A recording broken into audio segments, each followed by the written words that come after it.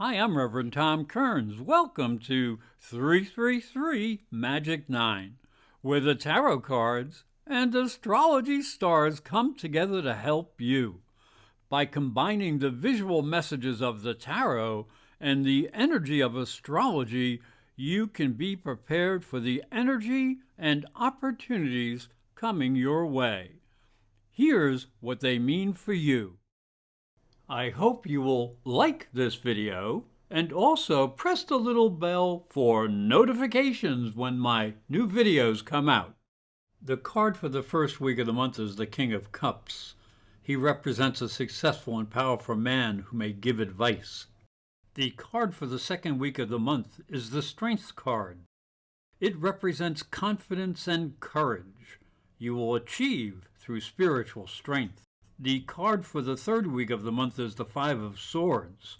It represents a challenging situation or disagreements. The card for the last week of the month is the Knight of Cups. It represents an offer of emotional significance may come your way. Sagittarius, the tarot card for the first week of the month is the King of Cups. This king sits on a throne that seems to be floating on turbulent waters. There is a ship and a whale in the background. The water here represents the subconscious and the emotions. He has a powerful feeling nature and can be counted on for his loyalty and commitment. When you need good advice concerning emotional issues, this is the king you want to talk to. He can represent someone in your life you can count on to help you with kindness and tolerance. Now, as we look into the astrology, the month begins with Mercury turning stationary direct in your sixth house of routine, and Saturn, the Lord of Karma, turning retrograde in your third house of communications. This is a week of conflicting energy.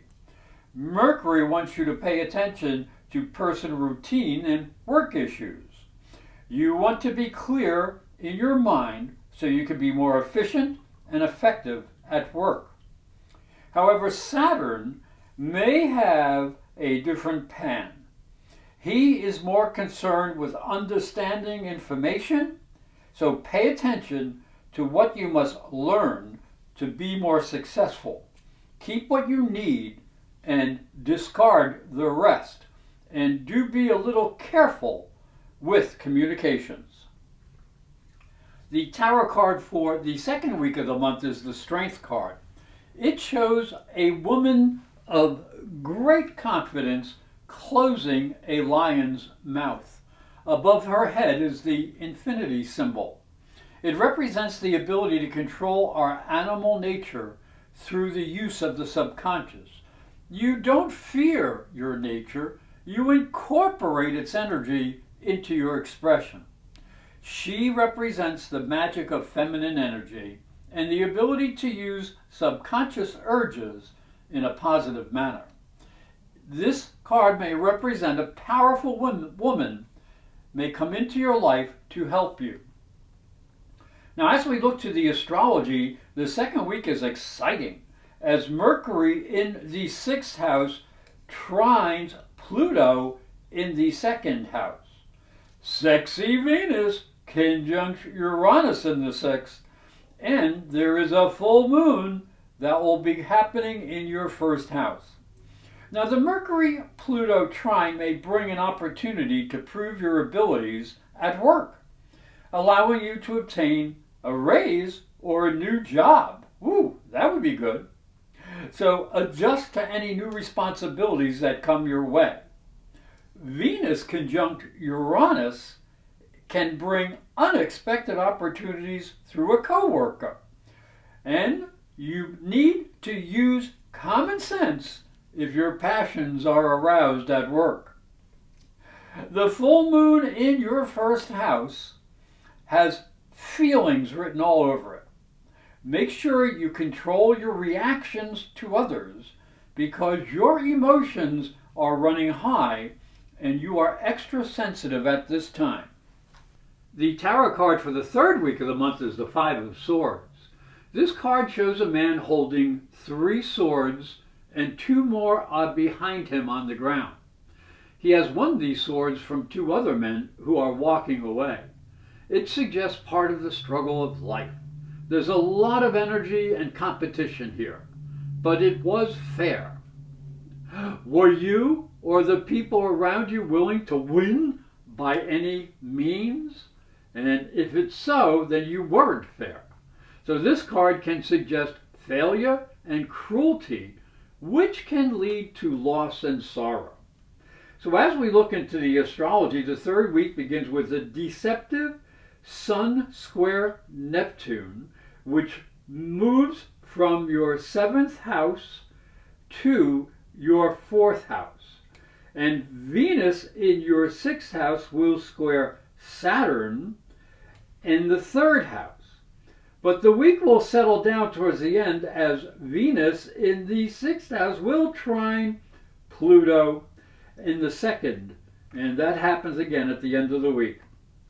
So the Sun-Neptune square demands clear thinking and communications, especially with family members and business partners. Keep a balanced approach. Venus squared Saturn from the 6th house suggests work pressures may affect the way you talk to other people, so do be a little bit careful. And when Venus trines Pluto at the end of the week, things may settle down and you may find more cooperation on shared work projects and perhaps an opportunity to make a little extra money. The tarot card for the last week of the month is the Knight of Cups. It shows a man in armor seated upon a white horse. He is extending a cup before him. His helmet has a winged plume. This signifies imagination, and there is water behind him. This knight in shining armor suggests inspiration, creativity, and emotion. Now, you may receive an offer that has a positive emotional impact. It could represent an opportunity for love and romance are coming your way. Now, as we look down into the astrology, the 4th week demands clarity as Neptune turns retrograde in your 4th house of emotional foundations. You will be helped by a new moon in Cancer in your 8th house of shared energy, and there are some positive Mars and Venus aspects as well. Now, Neptune is a little bit tricky to handle. He demands you take time to review your emotional needs and your foundational needs. The new moon in your 8th house suggests you get help from your intuition and from trusted partners. And there could be a lot of sensuality hanging around. Now, both Venus and Mars energies will bring positive actions into your life that can bring renewal to your sense of adventure and your need to express your spirit. Hi, I'm Reverend Tom Kearns, and this is my story. If you are a spiritual seeker, it may help you on your journey. I believe your spiritual development is as important as your religion. If you look at Christianity, it focuses on the life of Jesus. But Jesus was never a Christian. He was Jewish. If this thought intrigues you, you'll enjoy my new book, Light from Water, Freeing Jesus. It's available on Amazon.com and through fine bookstores. And it may help you on your spiritual journey. Thank you for watching. Thank you for listening. Please like this video, subscribe, and ring the little bell to be notified when new videos come out. And if you'd like to arrange a private psychic and spiritual reading with astrology, just go to my website, internetpsychicreadings.com or professorastrology.com.